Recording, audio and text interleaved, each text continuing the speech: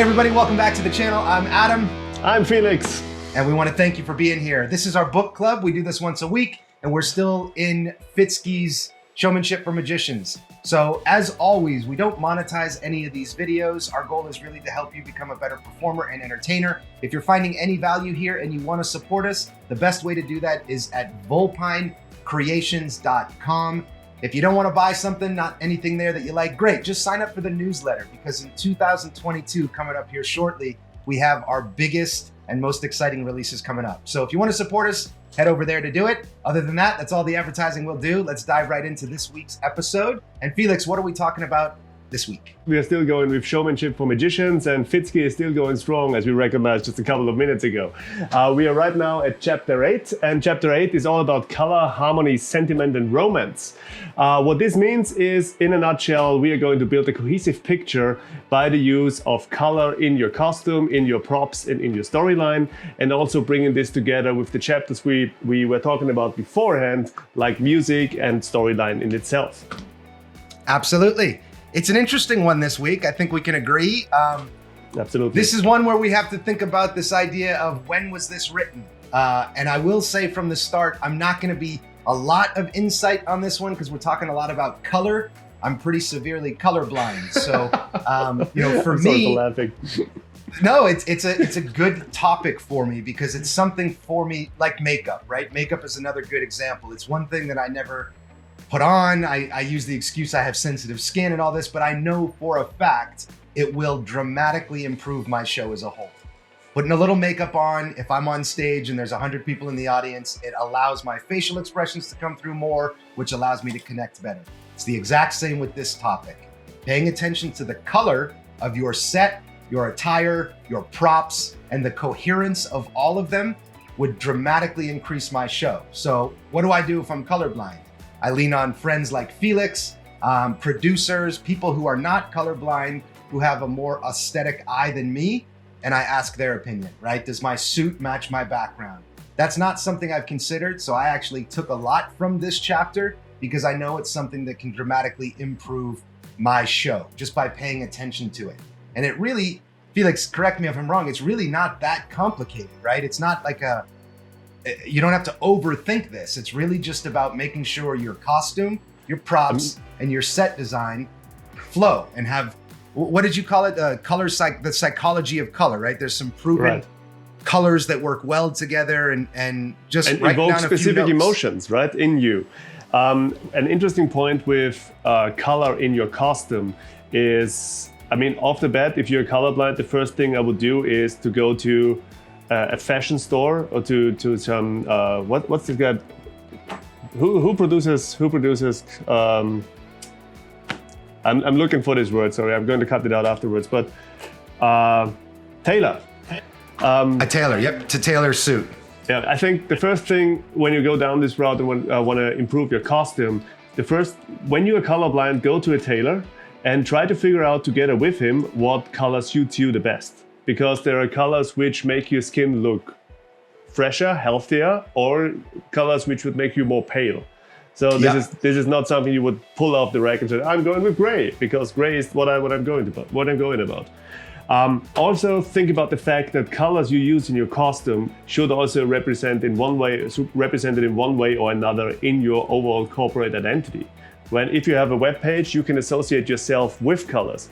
Today I went to Facebook just to get the latest news on what's happening in my surrounding, and I saw a picture of Steve Rowe. He had this perfect reel of his last shows during Christmas time, and saw that too. Steve's awesome too. He killed it, obviously, but when you saw, he always wore the same suit, and he always too, nice and dapper. Definitely.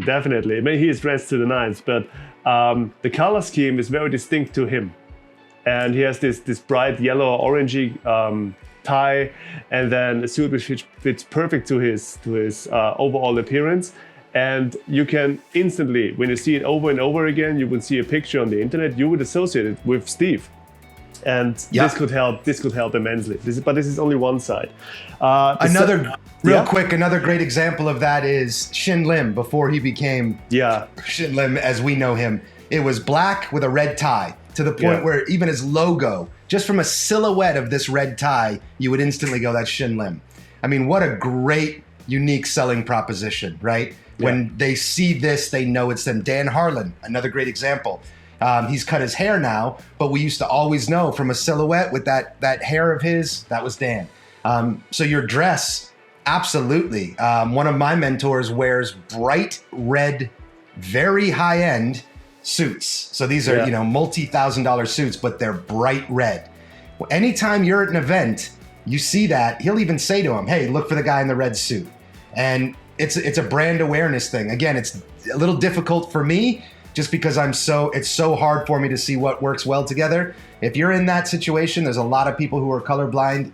And even if you're not, a lot of people who don't have fashion sense. I'm the first to admit, I'm a hoodie and jean or sweatpants kind of guy. I don't care about fashion, so I lean on people. And if you don't have friends that you can lean on, here in the United States, we have something called Men's Warehouse or Nordstrom's, and you can go in there, and this is exactly what I do. I'm a professional working magician. I work in these environments, and I'm looking for a suit that will make me stand out above everyone, but fit in this environment. And they love to help people. They are skilled in that. That's what their profession is. And they will give you a few options and say, this will look great on you, this will look great, and this will look great. It costs nothing. That's what their job is. And by the end of it, you'll walk out there looking like $1 million. So that's what I do. That's what I recommend you do, unless you've got fashion sense and you can make it happen on your own if you're one of those lucky people, unlike myself. I mean, the trick is always to use complementary colors. And if you want to cheat a bit and you know a way around the Adobe Photoshop suite, or just understand how to Google things. Hey, that's a good idea. Can you elaborate on that? So you could go to Adobe, and then how do you cheat? Is there a color wheel that you like? Is there a way? That's the thing. You want to use complementary colors with your props because they always go together, and you don't have this weird sense of messiness. Everything looks cohesive in a picture. How would I know what a complementary color is? How do I know that? The idea is there are two settings which could work, I think, from the top of my head right now.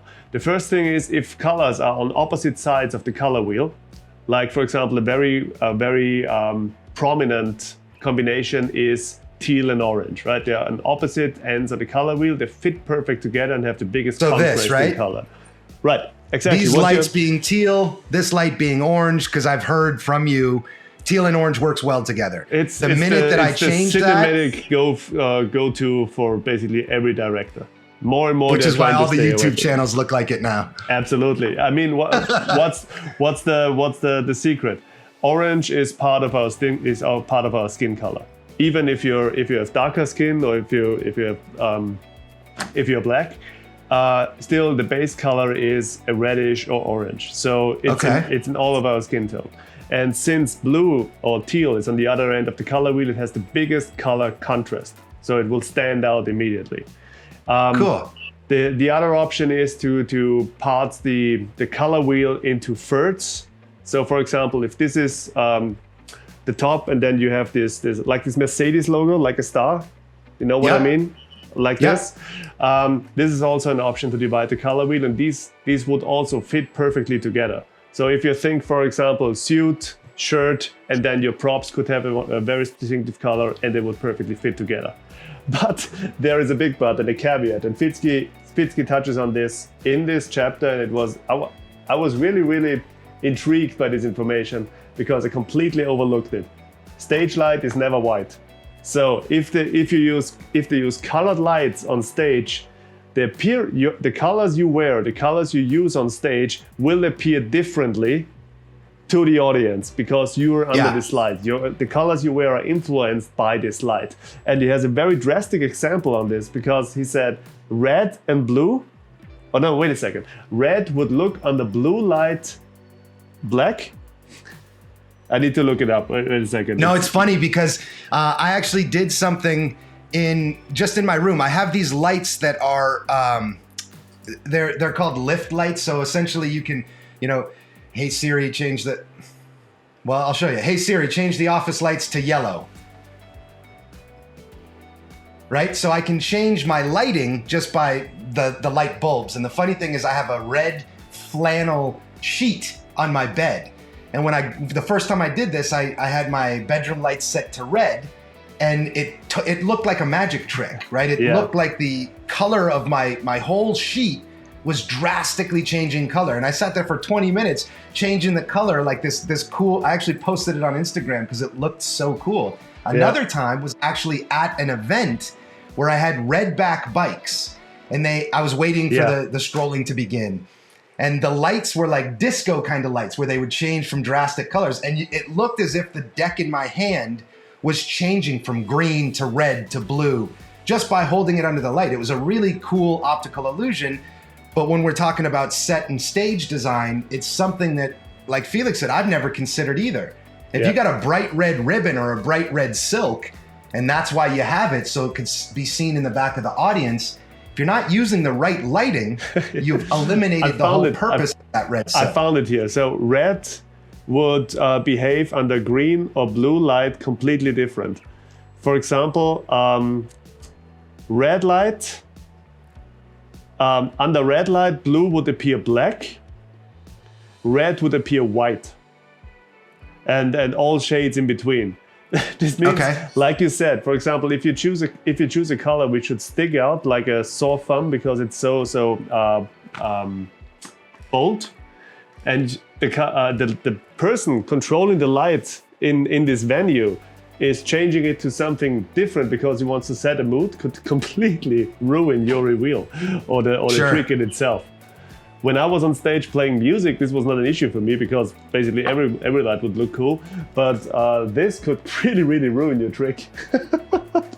Felix, I don't mean to interrupt, but can you actually show us either on screen share or walk us through this idea of opposing sides of a color wheel? With pleasure, my friend.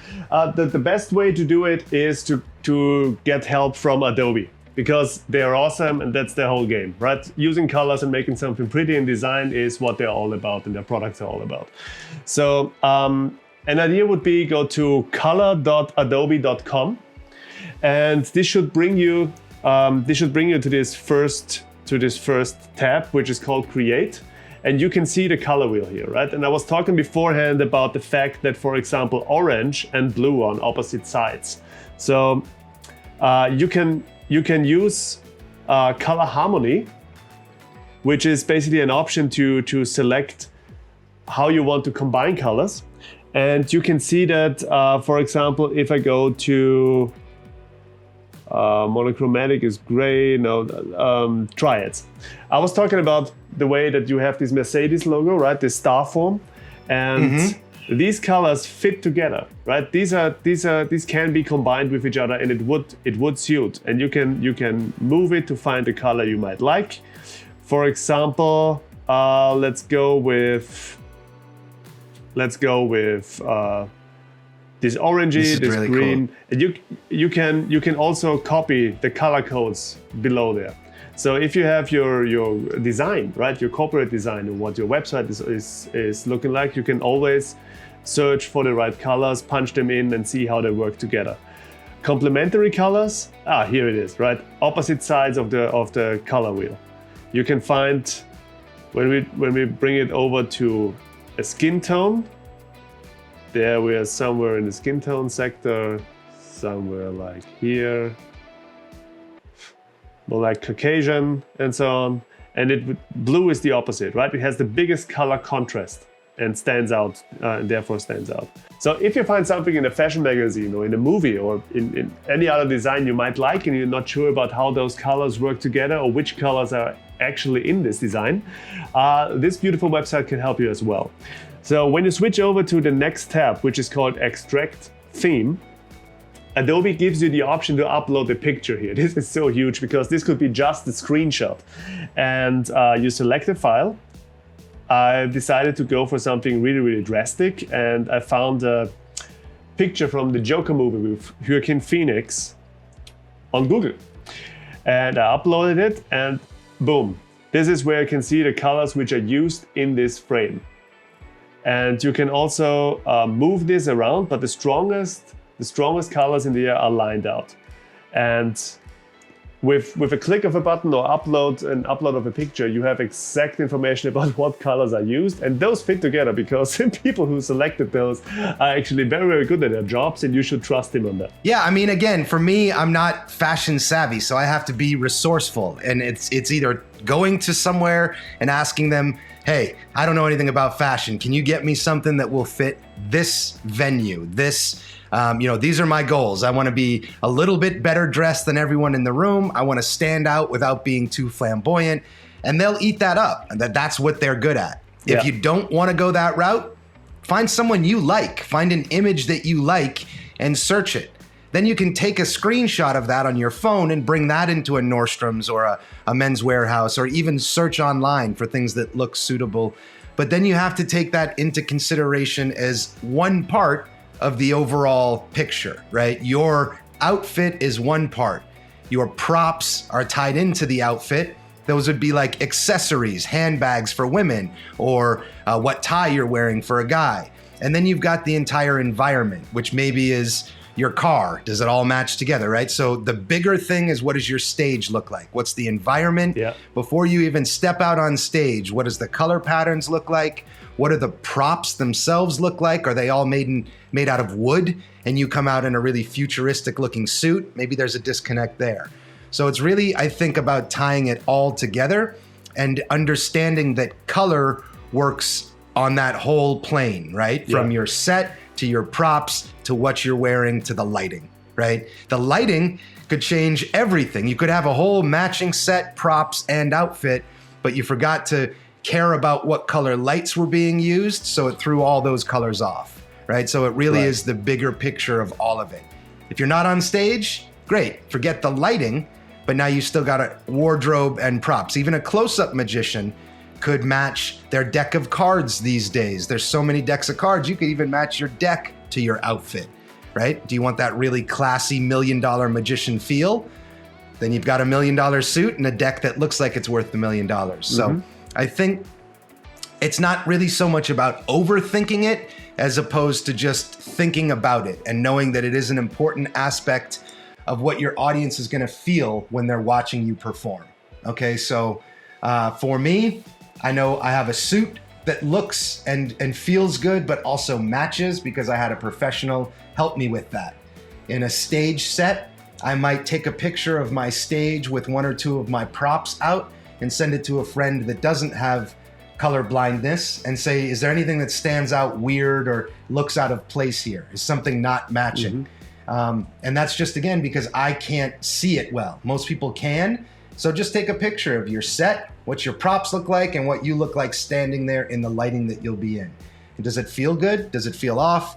Or does it fall in line with that color wheel? Are these colors that work well together, or are they colors that will make people feel uneasy as they're But for stage, this is definitely a conversation you want to have with the guys controlling the lights and also the sound guy, right? Because when you hit a venue and you prepare for a gig, you're obviously going to talk to these people because these should be your best friends. These are the guys responsible for you being able to be heard and you being able to be seen. So these are your best friends.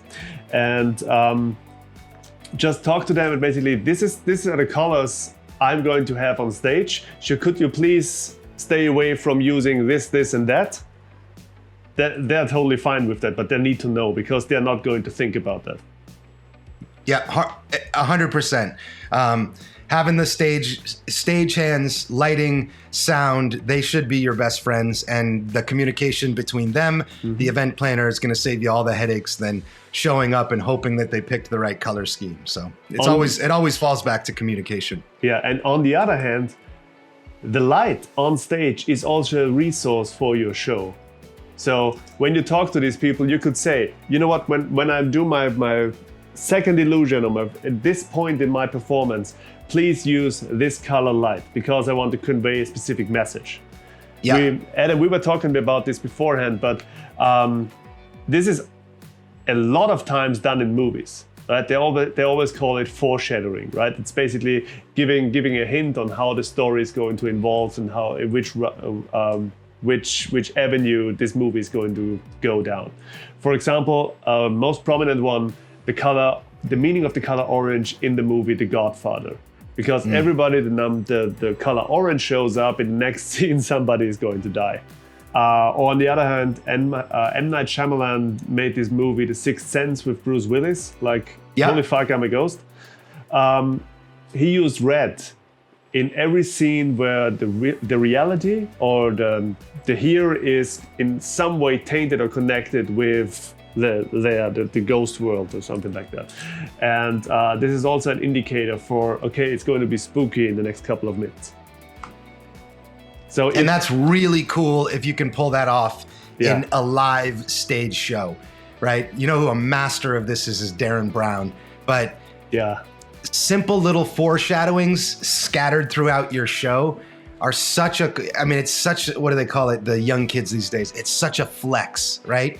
When you watch a performer that running gags are amazing. That's in what I wanted to shows. say. Running gags. Yeah, when you have it in several places and you come back to it, it gives a cohesive feel when everything is tied together and thought out.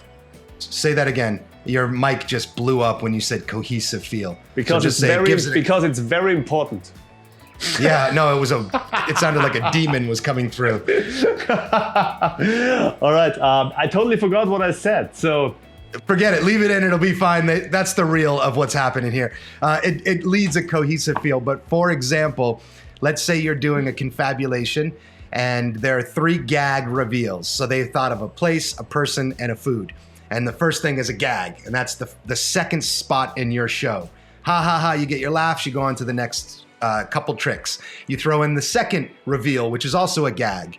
And then right before the climax of your show, you throw the third reveal. But that's all well and good, and that's great theater in itself to have these running gags, especially that tie into the same trick. The enhancement of that by just changing the color every time that gag comes up. So you've done one trick, now you go, oh, who thought of the animal? And now it maybe dims to blue. Doing that 3 times is such a cool thing to experience. So next time you're in a show, like a Cirque du Soleil or a really good performer, see if they're doing any foreshadowing or scene setting with just the color, and try and pay attention to that. Even in movies, right? Like Felix said, the Joker, try and see if you can pick out where they're doing that, because it really adds, it's hard to explain the feeling that it adds, but it makes you, I think to me, it allows me to go along for the ride, right? It allows me to make believe easier than if that wasn't taking place. So if you can start throwing that into your, I'll be very honest, there's very few performing opportunities that I personally have where any of that would matter, because I'm usually in a banquet hall and a corporate, hotel that someone's hired a room out of. And it would be a pretty big challenge for me to try and solo perform or get all these lighting cues done. Not to say it's not possible, just not something I think I'm savvy enough to do. The few theater shows a year I do, that is something I'm 100% paying attention to for my next theater show. Specifically, a running gag that has a lighting cue and a sound cue to go along with it. So some background music that matches the lighting that's different than the rest of my show that I can do for a running gag. And I'm almost positive it will bring my show up way higher as far as the experience for the audience than it seems just by talking about it. Mm-hmm. So, the idea of running gags tied into what the next topic really that we're talking about, what does it allow for, which is harmony throughout your show, right? All these little pieces of the puzzle build into a very important part of the puzzle, which is that there's harmony throughout your show. You can't get harmony without paying attention to everything that's been talked about up to this point. So picking off the little pieces of it and going, cool, lighting is done, color is done, matches the props, table is done. All these things add up to an audience member feeling like the entire show had a flow or harmony built into it. And that color changing, audio changing, tied into a running gag or something that's throughout the show is a great way to do that, and something I'm excited about trying for my next theater. Yeah, absolutely. I mean, when you're on this level where you completely disregard the tricks you do and you focus on the experience of the spectator and you're starting to build out all these little details, I think this is amazing. Really, this is the point where we want to be. Yeah, right. We're really starting to get flow and can move the plot of your stage show forward by all of those individual aspects, and you gain momentum with it. Yep, and I think you can watch the exact same show done by somebody who's thought about this stuff and someone who hasn't. They can be the same level, the tricks hit the same, the jokes hit the same, but the little things that we're talking about here is what takes someone walking out there going, that was unbelievable. Or someone going, that was a cool show. That was fun to watch. But they won't be able to put their finger on it, right? It's just exactly when you look at good designs, graphic designs or something, it's more like things are becoming apparent if they're done badly, in comparison to if they're done right. The usual expression would be, man, this is clean, right? This design looks so clean. This is just beautiful. But if it's just mashed together and colors don't fit and it's all frantic, you wouldn't get this feeling, right? You don't know what it is, but something is off and you don't want to watch it again. Yep, absolutely. Yep. And lastly, he's talking about romance. Felix and I had a little discussion about this. I think the simplest way to sum up what he's saying for the romance is that it adds a lot to a show.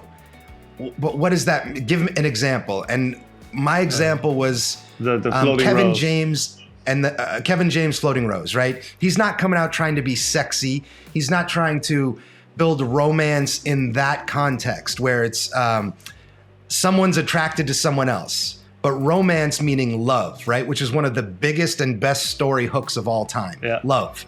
But that could be me loving a dog, me loving a child, me loving a woman, right? But it's how can you incorporate romance into the show? Let's say you're a married father of 3 kids. Maybe you can talk about the love of your children because that love is relatable. So the romance there is relatable. But all of that, again, imagine your callbacks are all a light hue of blue.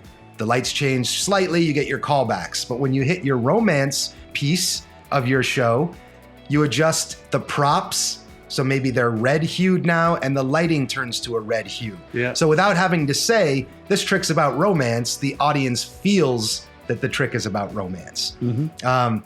I don't know if that's a good summary of it, but I couldn't entirely wrap my head around the romance part, but I think what he's trying to emphasize is it's smart to build romance into the performance in one way or another. And while you're doing that, keep thinking of the idea of harmony through your props, wardrobe, lighting, and stage, and tie it all together, right? So it seemed like the romance part was a bit out of place in this chapter to me, but maybe we're going to dive deeper into it next chapter.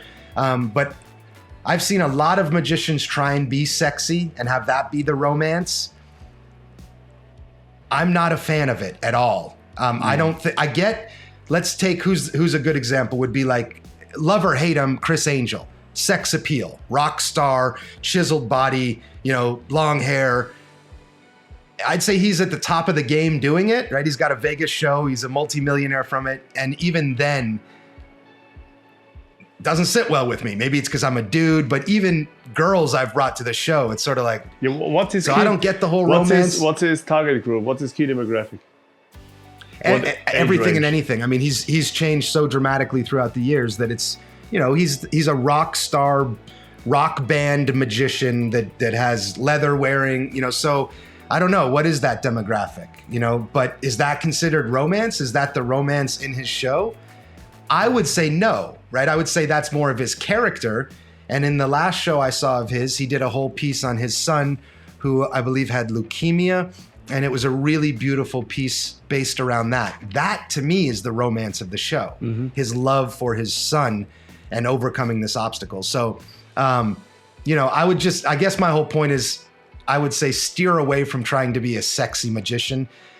Personally, I just think I've never seen one played well.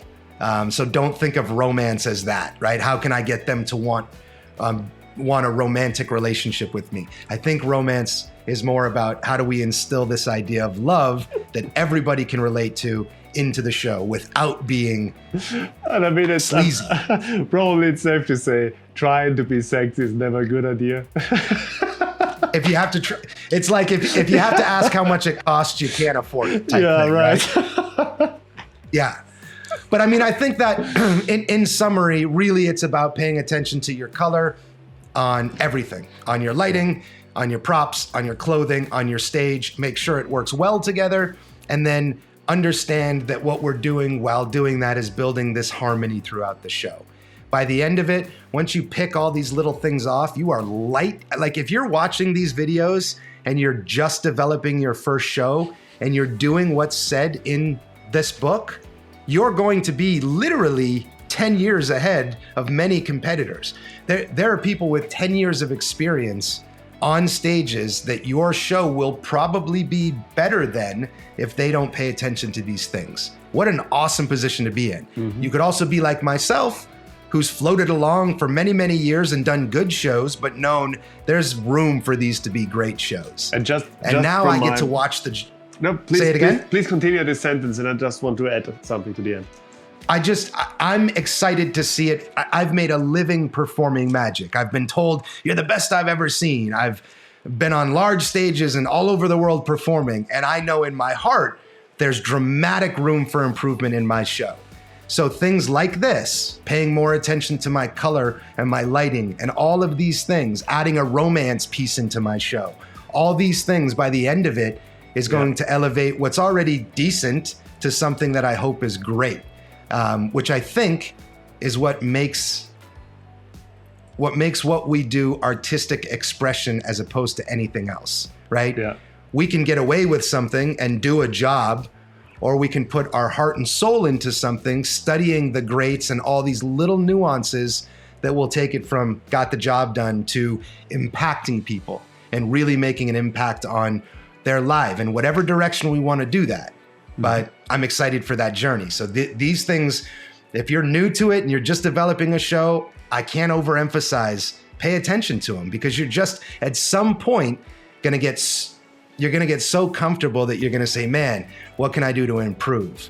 Mm-hmm. And if you're already doing this for your first show, you're light years ahead. So the only thing I want to add to this is slowly but surely we are running out of excuses not to do it because of the technical advantages and the technical development.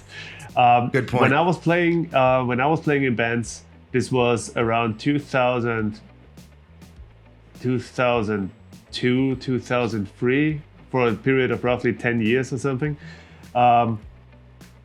The idea is you can program basically everything, and more or less there is an app for everything, especially when it comes down to programming music, programming slideshows, for example, or even programming lights.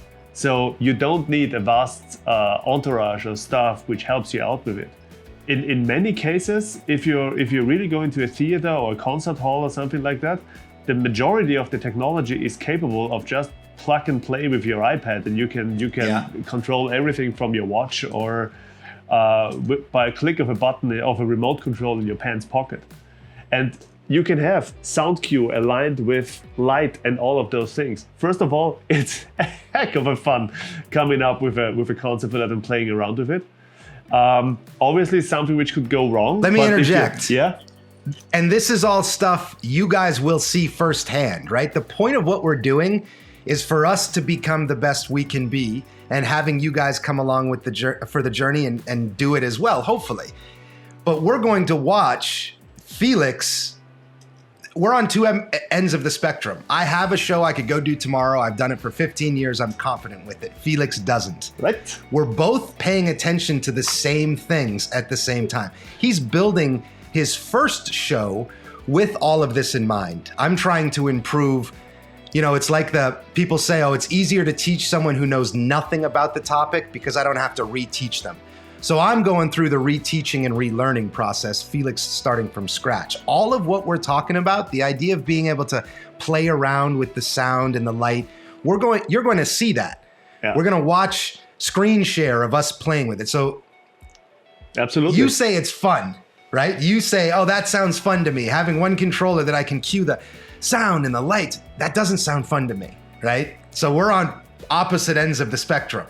But in me learning how Felix gets enjoyment out of it, I'm sure I'm going to learn how easy it really can be. Yeah. And by the end of it, I would love to be a one-man show who has 2 stage lights that I can control and music that I can control from a clicker in my pants. That frightens the hell out of me right now. Mm-hmm. So we're all going to learn this together. So when we're talking, it sounds like, oh, that will be, you're going to watch this develop throughout the course of what we're doing here. So, I'm excited. I'm excited to see what you enjoy about it.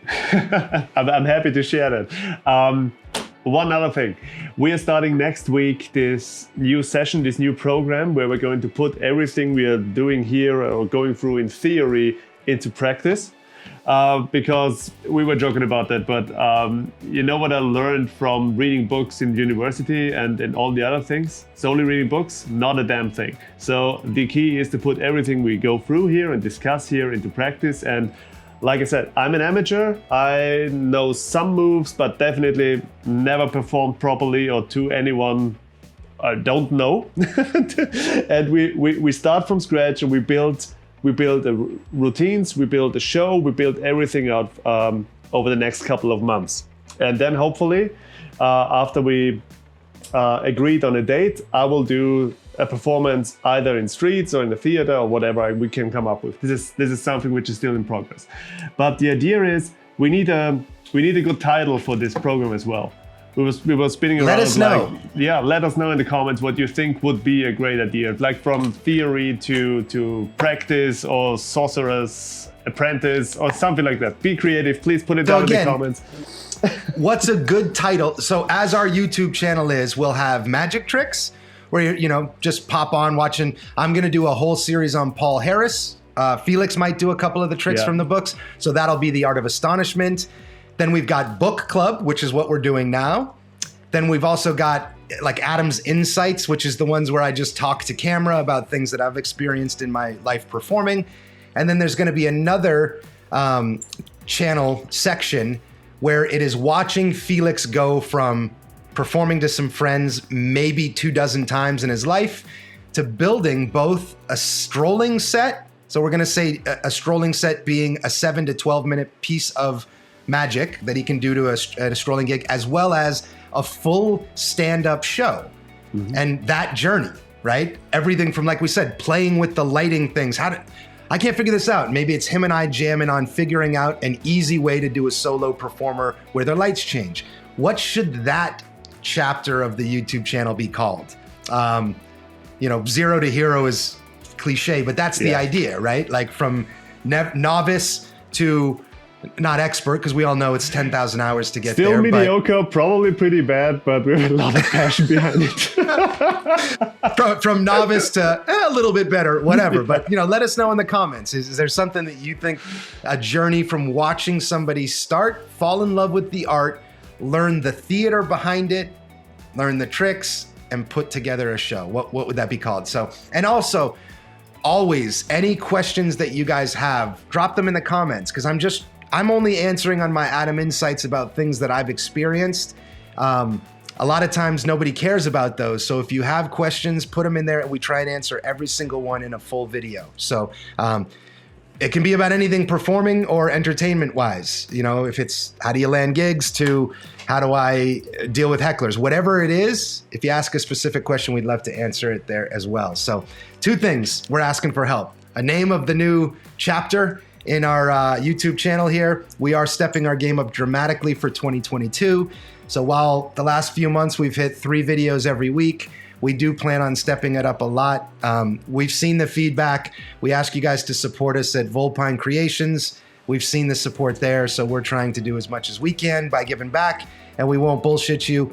We're learning just as much as you by doing these videos. So if you have questions, let us know. And if you have an idea for a cool thing to watch Felix go from zero to hero, if you will, let us know that as well. All right. I think that wraps it up. I think that's it for this week. Thanks as always, and we hope you had an awesome Christmas. Stay healthy out there, and we will see you. Our next video will be in 2022. So you'll see some changes coming, and we hope you take something away from it. Thanks for paying attention this far, and we'll see you next year.